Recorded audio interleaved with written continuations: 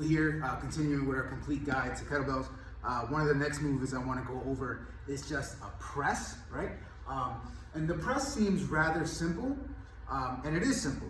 But there's a couple key things that we need to go over, and some little tips and tweaks that you can make to make it more efficient, right? So one of the first ideas and notions that you have to understand, if you haven't already, by all means scroll back in the clean video. We went over what the real front rack position is, right?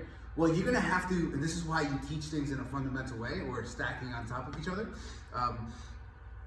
The front rack position is the prerequisite or requirement to a strong press, right? So understand that, and understand, like we went over in clean grid, you do not want a bent wrist. You want that bell in the fat part of your palm. You do not want to be racking this guy here or doing some weird thing where this is away from the body, this gap. This elbow should be driven almost into the front rib, and this should be right underneath your chin, right?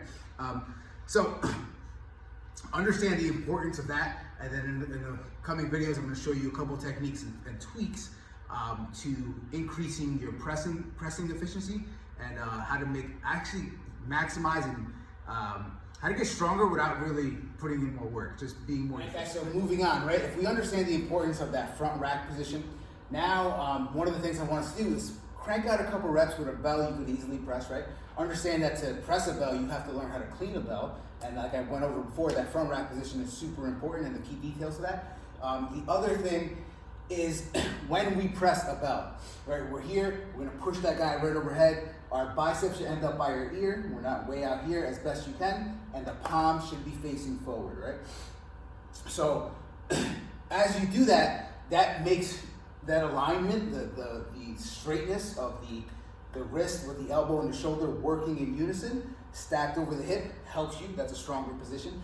The bigger key area where I want you to focus on is understanding tension. And this goes across all lifting styles, right? So bracing and irradiation is a thing where you create tension on the inside of your body, and it's gonna it's like revving an engine on a car. It's ready, in a sense. And I know that may be a bad analogy, but understand that firing of the nervous system, when you squeeze muscles, gets the motor units excited, and they're ready to work, right? So one of the ideas behind bracing, and I want you to understand, is how to embrace the core. If you understand this, if I do nothing else but push my belly out, it creates tension. And I want to create three-dimensional tension to expand. I want to expand the lungs all the way out. Through behind me also, I want my thumbs to move. The other key, if we need a visual here, when I create tension on the inside, and let's just say I create tension, I know I can't see it that well, but you see how like this outside middle ring blows out? Like if I did nothing else here and just step on this guy, that is tense, if you see what I'm saying. Picture that inside you, right? So that is you getting ready and positioning yourself to do work. Now, the key with that tension that I want to go over is we're here, right? I want to squeeze that bell, particularly all these fingers right through. I want to take my other hand, squeeze that's irradiation. These muscles are connected, and I want to embrace this guy right through.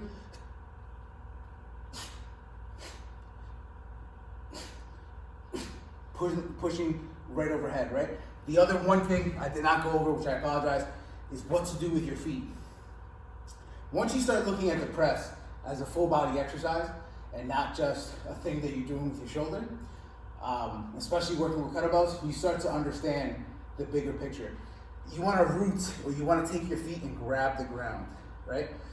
That activates and turns on the hammies, quads, outside of the glutes. Now you're in a strong position. If somebody were to come right now and try to push me over, it'd be more difficult than they think. I'm rooted into the ground, I'm grabbing. I'm creating tension up here by squeezing this fist. I'm creating tension out here. So my full body tension is going into that press right overhead, right? So hopefully you understand that concept. Try that out. Do some reps loose, then do some reps with the tips I just gave you. And there's one more thing I want to go over in the next video, but this should help you be more efficient in your press, and you'll see that you go from pressing something for a hard 5 reps to, I'm not saying it's gonna be easy, but it'll be 6 or 7 reps. Right? Last two little tips or tricks that I want to go over is efficiency in the hand. So what you want to do with a kettlebell is number one, you want to grip this tight, right? Like if I'm squeezing something. Number two, you kind of want to flex this wrist a little, and that's going to help you push that overhead, right? Effectively and efficiently. The other key thing is when you're coming back down, right? You don't want to resist the weight. At first, it's a very natural thing to lower this and pull and like a slow eccentric, right? You kind of want to let the weight of the bell. So say I cleaned, right? Created tension all throughout. Now lowering back down, right? I kind of pull my elbow back into that starting position, right? So I took that elbow, pulled it right back in, and I'm tight right again. Minimizing that time when I'm loose. I've seen people press overhead, slowly pull back down, you see them buckle a little bit because they're not ready to receive that weight, right? So if you studied anything with Olympic weightlifting, you understand that when you finish a press overhead and you catch that rack, you're bending your knees a little bit there.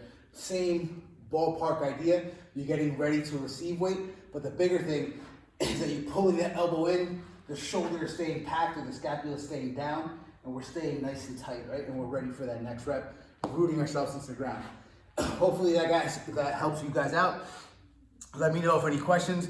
These tips or tricks are stuff that I've learned along the way, and there's quite a bit to it. There's not that much to it when you really study it though.